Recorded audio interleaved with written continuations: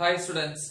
So இன்னைக்கு நம்ம பார்க்கக்கூடியது வந்து 12th physicsல second unit current electricity ஓட full revision. So இந்த lessonல வந்து already half part வந்து explain பண்ணிட்டேன் இல்லையா? So அது வந்து part 1. So இது வந்து part 2 second அந்த unit ஓட remaining portion. 2.3 ல இருந்து 2.7.3 end வரைக்கும். I mean Thomson effect தான் end. சரியா? Okay. So இது எதுக்காக நம்ம டிஸ்கஸ் பண்றோம் அப்படினு சொல்லிருப்பேன்.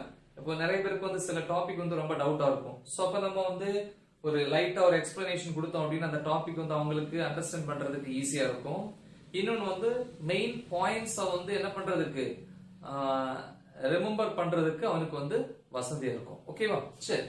see சோ ஃபர்ஸ்ட் ஏல ஆரம்பிக்கிறோம் அப்படினா the electric energy அப்படினு சொல்லி ஒரு டாபிக் ஸ்டார்ட் ஆகும். Topic number 2.3.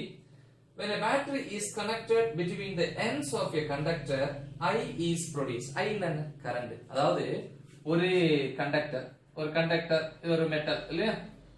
இது ஒரு கண்டக்டர்னு வெச்சுப்போமே. So the conductor is made up of atoms. Inside the atoms electrons are there.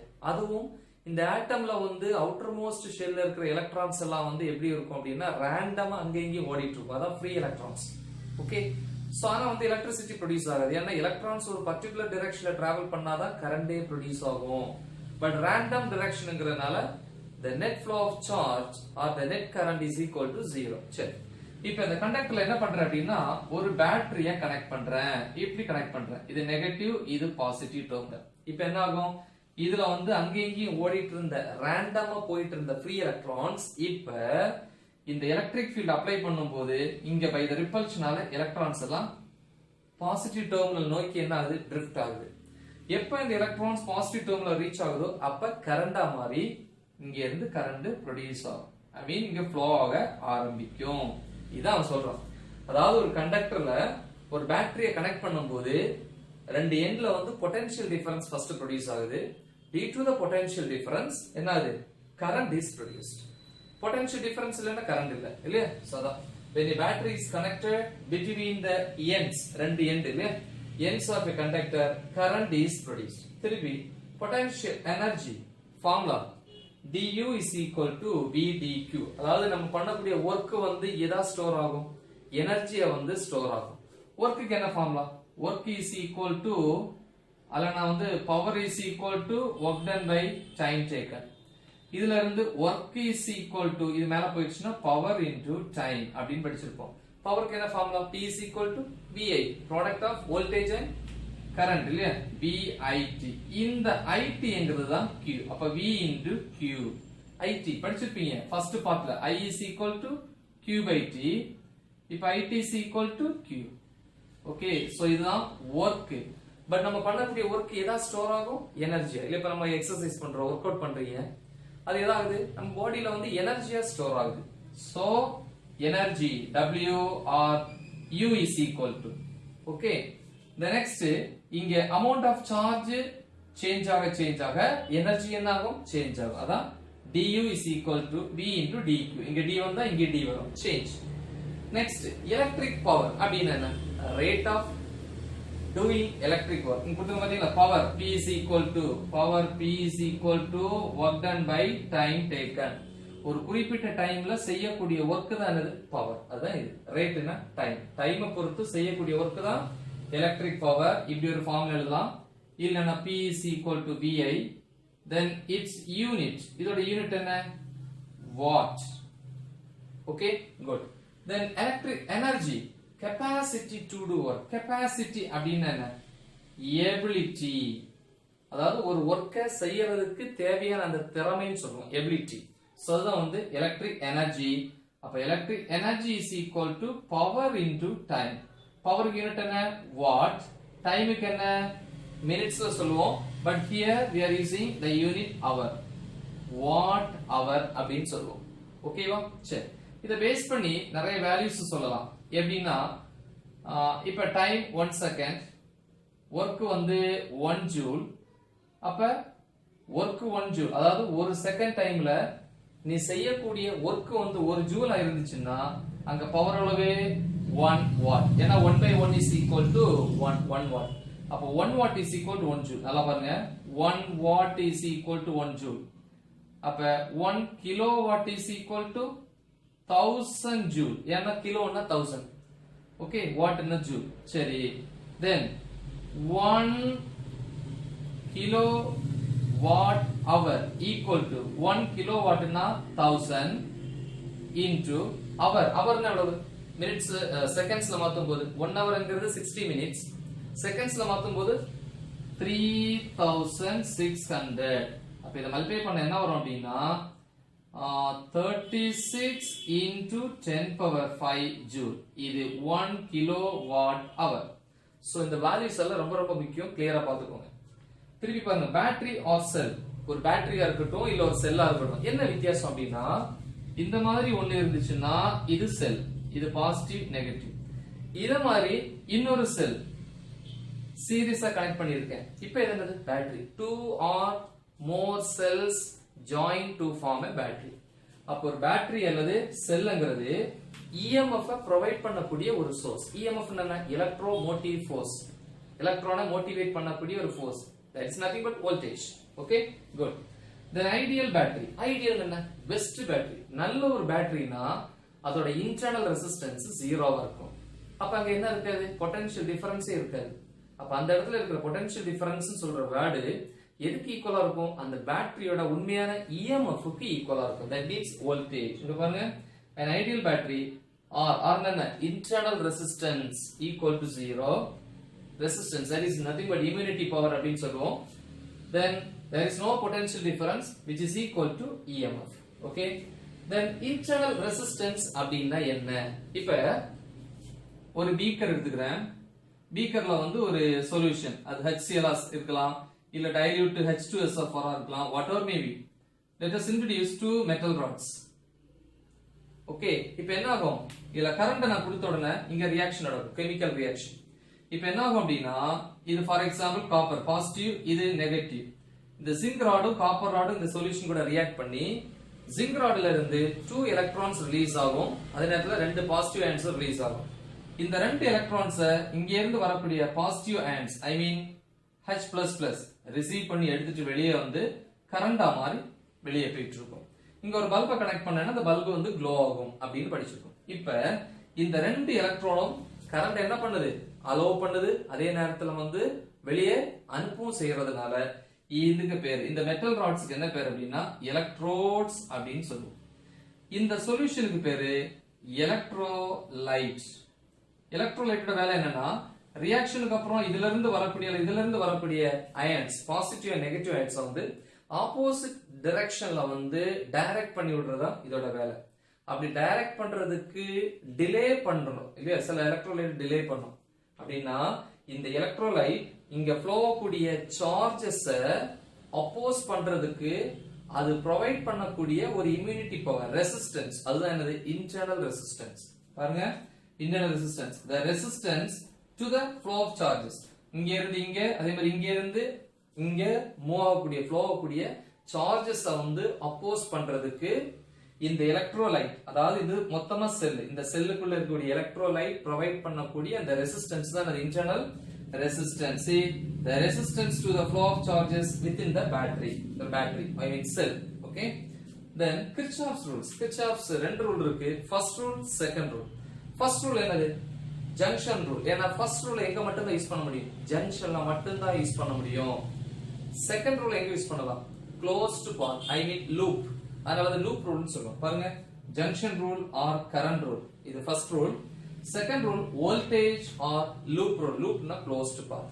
சரி, சோ கரண்ட் ரூல் என்னன்னு படிச்சிருப்பீங்க. என்னது? the algebraic sum of the currents meeting at any junction in a circuit is 0. அதாவது எந்த ஒரு ஜங்ஷன்லயும் meet பண்ணக்கூடிய கரண்டோட algebraic some, ஐ mean vector some value என்னது? 0. Okay, அது ஃபர்ஸ்ட் ரூல். இன்னொரு கண்டிஷன் கொடுத்திருப்பான். என்ன அப்படின்னா, ஒரு ஜங்ஷன் எப்படி இருக்கும், இது கரண்ட் எப்படி ஃப்ளோ ஆகும், இப்படி ஃப்ளோ ஆகும், இங்க இருந்து இப்படி வரும். சோ இந்த மாதிரி வருதுன்னு வச்சுங்களேன். அதாவது இதெல்லாம் கரண்ட். ஓகே, ஜங்ஷனுக்கு வரக்கூடிய கரண்ட பாசிட்டிவ் எடுத்துப்பாங்க, ஜங்ஷனை விட்டு வெளியே போறது negative. okay, current towards the junction is positive, leaving the junction is negative. So this is the convention of current. current oda marabunu சொல்லுவாங்க. then voltage rule or loop rule, இது எங்க மட்டும் தான் யூஸ் பண்ண முடியும்? closed path. என்ன படிச்சிருக்கீங்க? The algebraic sum of the product of current and resistance. இல்லையா? current and resistance, current and resistance, current and resistance எல்லாத்தையும் ஆட் பண்ணணும். டைரக்ஷன் மாறிச்சுன்னா மைனஸ் வரும். அதான் algebraic sum. See, algebraic sum of the product of current and resistance in a closed circuit is equal to algebraic sum of the EMFs of the cells. Like Ohm's law.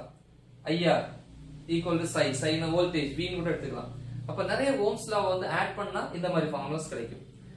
ஏன் இதை use பண்றோம் அப்படின்னா complicated circuit பிசிக்ஸை பொறுத்த வரைக்கும் simple circuits இருக்கும், complicated circuits இருக்கும். Simple சர்க்யூட்ஸ்க்கு வந்து பாத்தீங்கன்னா Ohm's law யூஸ் பண்ணலாம். Ohm's law யூஸ் பண்ணா V is equal to IR, voltage கண்டுபிடிக்கலாம், கரண்ட் கால்குலேட் பண்ணலாம், ரெசிஸ்டன்ஸ் கால்குலேட் பண்ணலாம். அதே மாதிரி தான் இதுவும். பட் இது வந்து ஒரு காம்ப்ளிகேட்டட் சர்க்யூட்ஸ்ல வந்து இந்த மூணு வேல்யூ வோல்டேஜ், கரண்ட், ரெசிஸ்டன்ஸ் இத கால்குலேட் பண்றதுக்கு நம்ம யூஸ் பண்றோம். Then Wheatstone's bridge. Wheatstone bridgeங்கிறது வந்து first application of what? Kirchhoff's rule. ஓகேவா? Yes. So ஃபார்முலா பாருங்க, P by Q is equal to R by S. இது 4 வந்து பாத்தீங்கன்னா எக்ஸ்டர்னலா கனெக்ட் பண்ணிருக்கக்கூடிய ரெசிஸ்டன்ஸ். அதுல P by Q ஓட வேல்யூவும் R by S ஓட வேல்யூ ஈக்குவலா இருக்கணும். For example 1 by 2 equal to 1 by 2. அப்படி பேலன்ஸ் வந்துச்சுன்னா சோ இதான் வந்து என்னது? bridge balance conditionக்கான ஃபார்முலா. Wheatstone bridgeங்கிறது Kirchhoff's ரூலோட அப்ளிகேஷன். ரெண்டு ரூலுமே நம்ம யூஸ் பண்ணிருக்கோம். Then meter bridge, this is also the application of Kirchhoff's rule, but another form of Wheatstone's bridge. Wheatstone bridge ஓட another form. அதனால இதே ஃபார்மட்ல இருக்கும். P by Q, இங்கேயும் P by Q, இங்க R by S. ஆனா metre பிரிட்ஜ்ல resistor R ஓ resistor S ஓ கிடையாது. அதுக்கு பதிலா 1 மீட்டர் லென்த் மேக்னெட் வயர் இருக்கும். சோ அததான் ரெண்டு செக்மெண்ட்டை ஸ்ப்ளிட் பண்ணி என்னது ரெசிஸ்டர்ஸை வந்து கன்சிடர் பண்ணிருப்போம். L1 by L2. This is the balancing length L1. This is balancing length L2. என்ன வயர் யூஸ் பண்ணிருப்போம்? மேங்கனீன் வயர். ஏன் காப்பர் வயர் யூஸ் பண்ணல? காப்பர் வயர்ங்கிறது வந்து பாத்தீங்கன்னா low specific resistance and high temperature coefficient of resistance. So அதனால copper wire use பண்ணல. அதுக்கு பதிலா மேங்கனீன் வயரை யூஸ் பண்றோம். ஏன் யூஸ் பண்றோம் அப்படின்னா high specific resistance and low temperature coefficient of resistance. Then heating effect of electric current. அதாவது ஒரு சர்க்யூட்ல வந்து கரண்ட் ஃப்ளோ ஆகும்போது அந்த சர்க்யூட்ல இருக்கக்கூடிய ரெசிஸ்டர் வழியா டிராவல் ஆகும்போது அந்த ரெசிஸ்டர் என்ன பண்ணும்? அது மேல ஃப்ளோ ஆகக்கூடிய கரண்ட்ல ஒரு பார்ட் என்ன பண்ணும்? ஹீட் ஃபார்ம்ல டிசிபேட் பண்ணும். This effect is called heating effect of electric current. It is also known as what? Joule's heating effect அப்படினு சொல்றோம். சரியா? அப்போ சர்க்யூட்ல கரண்ட் ஃப்ளோ ஆகும்போது சர்க்யூட்ல இருக்கக்கூடிய ரெசிஸ்டர் அந்த கரண்ட் என்ன பண்ணும்? ஹீட் ஃபார்ம்ல வெளியே லிபரேட் பண்ணும். Okay? Yes. The next Joule's law, formula H is equal to VIT. உங்களுக்கே தெரியும்.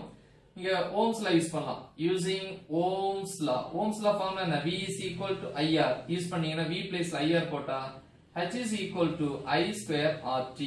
So இதுல இருந்து என்ன சொல்லலாம்? Amount of heat energy is directly proportional to square of the current, resistance and time passage. Okay? So இது ஒரு முக்கியமான ஒரு 2 mark question. Then applications of Joule's law. First என்ன அப்படின்னா electric heaters. Electric heaters அப்படினா தெரியும். Iron box, toaster, ரொட்டி சுடக்கூடிய அடுப்புன்னு சொல்லுவோம். Then heater, water heater. இதுல எல்லாம் வந்து பாத்தீங்கன்னா ஒரு காயில் யூஸ் பண்ணுவாங்க. என்ன காயில்?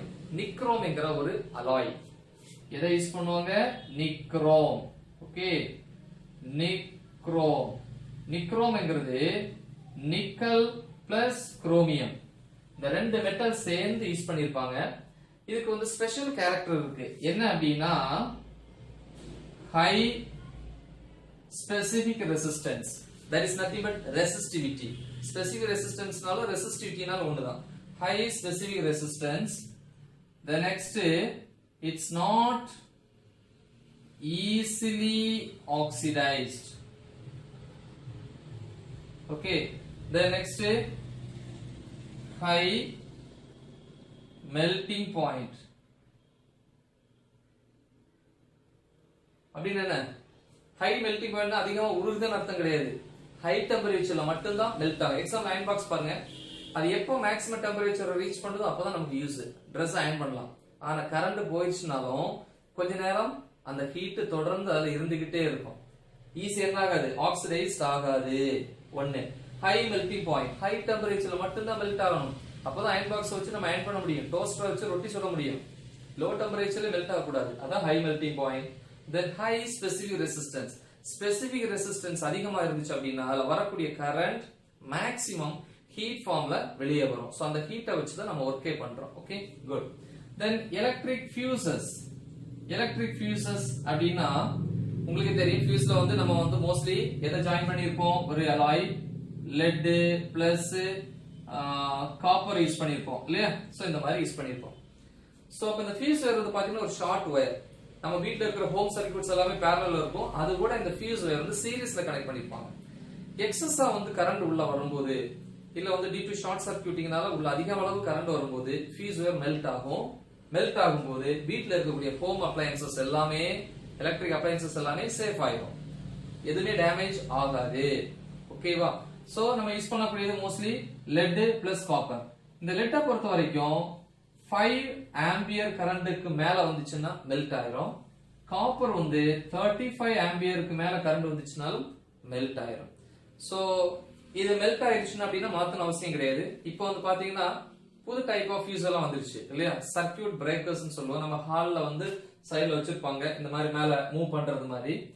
சோ எப்போ வந்து எக்ஸஸா கரண்ட் உள்ள வருதோ, அது லைட்னிங் டைம்ல இருக்கலாம், இல்ல எந்த டைம்ல இருக்கலாம், இல்ல ஷார்ட் சர்க்யூட்டிங்கா இருக்கலாம், எக்ஸஸ் கரண்ட் உள்ள வரும்போது ஆட்டோமேட்டிக்கலா அந்த சர்க்யூட் என்ன ஆயிரும் அப்படின்னா சுவிட்ச் ஆஃப் ஆயிரும், ஐ மீன் ஓபன் ஆயிரும். திருப்பி அதை நம்ம செக் பண்ணி அந்த சர்க்யூட் எல்லாம் கிளியர் பண்ணதுக்கு அப்புறம் திருப்பி என்ன பண்ணிக்கலாம், அதை வந்து சுவிட்ச் ஆன் பண்ணீங்கன்னா அது ப்ராப்பரா இருக்கும். சோ அதான் சர்க்யூட் பிரேக்கர்ஸ் அப்படின்னு சொல்லுவோம். இது ரொம்ப சேஃப். ஓகே, தென் எலக்ட்ரிக் ஃபர்னஸ். சோ இந்த எலக்ட்ரிக் ஃபர்னஸ் பொறுத்த வரைக்கும் இதுல வந்து ரொம்ப டெக்னாலஜிக்கலா யூஸ் பண்ணக்கூடிய மெட்டல்ஸை வந்து என்ன பண்றாங்க அப்படின்னா டிசைன் பண்றாங்க இல்லையா? சோ நிறைய எக்ஸாம்பிள் சொல்லலாம். சிலிகான் கார்பைட் இல்ல இன்னொரு எக்ஸாம்பிள் சிலிகான் கார்பைட், தென் ஸ்டீல். இந்த மாதிரி டெக்னாலஜிக்கலி அதிகமா தேவைப்படக்கூடிய மெட்டீரியல்ஸ் வந்து என்ன பண்றாங்க, மேக்ஸிமம் டெம்பரேச்சர்ல வந்து ப்ரொடக்ஷன் பண்றாங்க. சோ அங்க டெம்பரேச்சர் மேக்ஸிமம் 1500 டிகிரி செல்சியஸ்ல இருந்து 3000 டிகிரி செல்சியஸ் வரைக்கும் டெம்பரேச்சர் இன்க்ரீஸ் பண்றாங்க. அந்த மெட்டல்ஸ் வந்து ஜாயின் பண்றதுக்கு, அந்த ஃபார்முக்கு கொண்டு வர்றதுக்கு. நம்ம எல்லாம் பாருங்க 38 டிகிரி செல்சியஸ்னாலே கீழே விழுந்துரும், 40 டிகிரி செல்சியஸ்னாலே அவ்வளவுதான், ஆளு முடிஞ்சு. ஆனா இங்க பாருங்க 1500 டிகிரி செல்சியஸ்ல இருந்து 3000 டிகிரி செல்சியஸ் வரைக்கும் டெம்பரேச்சரை இன்க்ரீஸ் பண்றாங்க. The next electric lamp example bulb. அதுக்குள்ள ஒரு fuse wire, I mean அதுக்குள்ள ஒரு filament இருக்கும். என்னது? tungsten filament. அந்த tungsten அந்த filamentோட melting point கொடுத்திருப்போம். என்னது? 3380 டிகிரி செல்சியஸ். சோ இந்த டெம்பரேச்சர் வரைக்கும் நம்ம அதை ஹீட் பண்ணும்போது எலக்ட்ரிக் கரண்ட் கொடுத்தா ஹீட் பண்றீங்க. அப்ப என்ன ஆகும்? அந்த electric எனர்ஜில 5% electric energy is converted into light. Remaining 95% என்ன ஆகுது? வேஸ்ட் ஆகுது, ஹீட் ஃபார்ம்ல வேஸ்ட் ஆகுது. சோ இதெல்லாம் வந்து ஜூல்ஸ் லாவோட அப்ளிகேஷன்ஸ், ரைட்? திருப்பி தெர்மோ எலக்ட்ரிக் எஃபெக்ட். தெர்மோ அப்படின்னா என்னது? ஹீட். எலக்ட்ரிக்னா கரண்ட், எலக்ட்ரிக் எனர்ஜி. அப்ப தெர்மல் எனர்ஜி, தெர்மல் ஹீட் எப்ப ப்ரொடியூஸ் ஆகும்? டெம்பரேச்சர் டிஃபரன்ஸ்னால வரக்கூடியது இல்லையா? ஓகே, சோ அது எதா மாறுது? எலக்ட்ரிக்கல் வோல்டேஜ் கன்வெர்ட் ஆகுது. அதே மாதிரி எலக்ட்ரிக்கல் வோல்டேஜ் திருப்பியும் டெம்பரேச்சர் டிஃபரன்ஸா மாறுது. சிம்பிளா சொல்ல போனா thermal energy, I mean heat energy is converted into electric energy and vice versa. Vice வெர்சானா எலக்ட்ரிக் எனர்ஜியை திருப்பியும் தெர்மல் எனர்ஜியை கன்வெர்ட் பண்ணலாம். எக்ஸாம்பிள் மேட்டூர் டேம் இல்லையா? அது வந்து தெர்மல் பவர் பிளான்ட். அங்க என்ன பண்றாங்க? வாட்டர் ஹீட் பண்ணி அதுல இருந்து கரண்ட ப்ரொடியூஸ் பண்றாங்க. அப்ப ஹீட் எனர்ஜி எதா மாறுது? எலக்ட்ரிக் எனர்ஜியா மாறுது. நம்ம வீட்ல வந்து வாட்டர் ஹீட்டர் யூஸ் பண்றீங்க, அதுல கரண்ட கொடுக்குறீங்க, அது போய் வாட்டர் ஹீட் பண்ணுது. அப்ப அங்க எலக்ட்ரிக் எனர்ஜி எதா மாறுது? ஹீட் எனர்ஜியா கன்வெர்ட் ஆகுது. ஓகே, சோ அதுல வரக்கூடியதான் சீபக் எஃபெக்ட். 1823ல வந்து தாமஸ் ஜோஹன் சீபக்ங்கிறவர் தான் இதை எக்ஸ்பிளைன் பண்றாரு. சரியா? சோ அது என்ன அப்படின்னா ரெண்டு டிஃபரெண்ட் மெட்டல், காப்பர் ஃபெரஸ்னு வச்சுப்போமே, ரெண்டு மெட்டலை வந்து இப்படி ஜாயின் பண்ணிருப்போம். இது ஒரு ஜங்ஷன், இது ஒரு ஜங்ஷன். அப்ப எத்தனை ஆச்சு? ரெண்டு ஜங்ஷன். இதுக்கு பேர் தான் தெர்மோகப்பிள். ஓகே, அப்ப இந்த ரெண்டு ஜங்ஷனையும் டிஃபரெண்ட் டெம்பரேச்சர்ல வச்சேன் அப்படின்னா ஆட்டோமேட்டிக்கலா வந்து அந்த தெர்மோகப்பிள் அந்த சர்க்யூட்ல வந்து என்ன ஆகுது? EMF வந்து இன்டியூஸ் ஆகுது, EMF வந்து ப்ரொடியூஸ் ஆகுது. So that is what? Thermo electric EMF. So EMF இருந்தா கரண்ட் இருக்கும், அதான் thermo electric current. So totally the process is called Seebeck effect. இந்த வீடியோ போட்டுருப்பேன், நீங்க அதை பாத்துக்கோங்க. இது எங்க யூஸ் பண்றாங்க அப்படின்னு அப்ளிகேஷன் பாத்தீங்கன்னா தெர்மோ எலக்ட்ரிக் ஜெனரேட்டர்ஸ். இந்த ஜெனரேட்டர்ல வந்து தெர்மல் எனர்ஜியை எலக்ட்ரிக் எனர்ஜியை கன்வெர்ட் பண்றதுக்கும் அதே மாதிரி எலக்ட்ரிக் எனர்ஜியை தெர்மல் எனர்ஜியை கன்வெர்ட் பண்றதுக்கு யூஸ் பண்றாங்க. தென் பவர் பிளான்ட்ல என்ன பண்றாங்க, வேஸ்ட் ஹீட்டை வந்து என்ன பண்றாங்க, எலக்ட்ரிக் எனர்ஜியா வந்து கன்வெர்ட் பண்றாங்க. இது மட்டும் இல்ல, நிறைய இடத்துல யூஸ் பண்ணலாம். என்ன அப்படின்னா ஆட்டோமொபைலை பொறுத்த வரைக்கும் ஃபியூவல் எஃபிஷியன்சிய இன்க்ரீஸ் பண்றதுக்காக யூஸ் பண்றாங்க. சரியா? சோ அதே மாதிரி வந்து தெர்மோகப்பிள்னா ரெண்டு மெட்டல் இப்படி சேர்ந்துச்சுன்னா ரெண்டு ஜங்ஷன் இருக்கும், அதான் தெர்மோகப்பிள்னா ஜோடி, இரட்டை. இதே மாதிரி நிறைய மெட்டல்ஸ், இது ஒரு மெட்டல், சோ இந்த மாதிரி நிறைய மெட்டல் சீரியஸா கனெக்ட் பண்ண அதுக்கு பேரு தெர்மோபைல். அப்ப தெர்மோகப்பிள்ளையும் தெர்மோபைலையும் அந்த டெம்பரேச்சர் டிஃபரன்ஸ வந்து மெஷர் பண்றதுக்காக இந்த சீபெக் எஃபெக்ட யூஸ் பண்றாங்க. எங்க எல்லாம் சொன்ன, தெர்மோகப்பிள் திருப்பி தெர்மோபைல். The next Peltier effect 1834ல வந்து பெல்டியர் ஒரு எக்ஸ்பிளனேஷன் கொடுக்கிறார். என்ன அப்படின்னா, ரெண்டு மெட்டல் இப்படி ஒண்ணு இப்படி ஒண்ணுன்னு வச்சுப்போமே, ஒரே டெம்பரேச்சர் சேம் டெம்பரேச்சர் பாத். இதுல வந்து ஃபார் எக்ஸாம்பிள் ஐஸ் கியூப் இருக்குன்னா இதுலயும் ஐஸ் கியூப், ரெண்டுமே சேம். அப்ப சேம் டெம்பரேச்சர் இருக்கக்கூடிய ரெண்டு பாத்ல ரெண்டு மெட்டல், ஒன்னு காப்பர் இன்னொன்னு ஃபெரஸ் வந்து என்ன பண்றாரு, வைக்கிறாரு. எப்படி வைக்கிறாரு, இதுல ஒரு பேட்டரியை கனெக்ட் பண்றாரு. இந்த சர்க்யூட்ல வந்து பாத்தீங்கன்னா அவர் கரண்ட் ஃப்ளோ பண்ணும்போது ஒரு ஜங்ஷன்ல வந்து ஹீட் அப்சர்வ் ஆகுது, இன்னொரு எண்ட்ல ஹீட் வந்து லிபரேட் ஆகுது அப்படிங்கறத கண்டுபிடிக்கிறார். சரியா? சோ இந்த எக்ஸ்பிளனேஷன் கொடுத்திருப்பேன், அந்த டாபிக் பாருங்க. The next Thomson effect. Thomson எஃபெக்ட பொறுத்த வரைக்கும் ஒரு கண்டக்டர் 2 பாயிண்ட்ஸ் எடுத்துக்கோங்க. These 2 points are difference in temperature. அதாவது ரெண்டு பாயிண்ட்லயும் வந்து டெம்பரேச்சர் வித்தியாசமா இருக்கும். ஃபார் எக்ஸாம்பிள் இங்க 30 டிகிரி செல்சியஸ்னா இங்க 50 டிகிரி செல்சியஸ், இந்த மாதிரி வச்சுக்கோங்க ஒரு எக்ஸாம்பிள். அப்ப இந்த டெம்பரேச்சர் டிஃபரன்ஸ் ஆகும்போது ரெண்டு பாயிண்ட்ல டிஃபரண்ட் டெம்பரேச்சர் இருந்துச்சுன்னா இந்த மெட்டல்ல இந்த ரெண்டு பாயிண்ட்லயும் எலக்ட்ரான் டென்சிட்டி டிஃபரா இருக்கும். Electron density, okay, electron density also differ. இந்த எலக்ட்ரான் டென்சிட்டி டிஃபர் ஆகிறதுனால இந்த ரெண்டு பாயிண்ட்க்கு இடையில என்ன ப்ரொடியூஸ் ஆகுது, பொட்டன்ஷியல் டிஃபரன்ஸ் இஸ் ப்ரொடியூஸ்ட். ஓகேவா? பொட்டன்ஷியல் டிஃபரன்ஸ் இருந்தாலே தெரியும், அதுல வந்து கரண்ட் ஃப்ளோ ஆகும். இந்த தாம்சன் எஃபெக்ட பொறுத்த வரைக்கும் காப்பர் மெட்டல் யூஸ் பண்ணா கரண்ட் ஃப்ளோ ஆகக்கூடிய சைடுல வந்து ஹீட் அப்சர்வ் பண்ணும், அடுத்த எண்ட ஹீட் இவால்வ் பண்ணும். சோ இந்த எஃபெக்ட் பேரு positive Thomson effect. Best example copper. Then iron bar, ferrous இல்லையா, இரும்பு அப்படின்னு சொல்லுவோம். அதை பொறுத்த வரைக்கும் கரண்ட் ஃப்ளோ ஆகக்கூடிய அந்த சைடு வந்து ஹீட் என்ன பண்ணும், லிபரேட் பண்ணும், இவால்வ் பண்ணும். அதனால ஃபாஸ்டா உள்ள டிராவல் பண்ண முடியாது. ஸ்டார்டிங்ல ஹீட் எங்க எனர்ஜியை லிபரேட் பண்ணிடுச்சு, அப்ப அடுத்து ஸ்லோவா தான் மூவ் ஆகும். அப்ப அடுத்த எண்ட்ல ஹீட் அப்சர்வ் ஆகுறதுனால இத நெகட்டிவ் தாம்சன் எஃபெக்ட்னு சொல்லுவோம். அதனால வயரிங்க்கு வந்து அதிகமா காப்பர் வயர் யூஸ் பண்ணுவாங்க, ஃபெரஸ் யூஸ் பண்ண மாட்டோம் இல்லையா. இன்னொரு நில் தாம்சன் எஃபெக்ட் இருக்கு. அதை பொறுத்த வரைக்கும் ஏதாவது ஒண்ணு மட்டும்தான் நடக்கும், ஹீட் அப்சார்ப்ஷனோ அல்லது இவால்வ்ஷனோ மட்டும்தான் நடக்கும். சரியா? சோ இது முக்கியமான topic. So second lesson full revision. உங்களுக்கு நல்ல ஒரு ஐடியா கிடைச்சிருக்குன்னு நினைக்கிறேன். சோ நீங்களும் இதை யூஸ் பண்ணிக்கோங்க, ஃப்ரெண்ட்ஸுக்கு இதை ஷேர் பண்ணுங்க. All the best. தேங்க்யூ.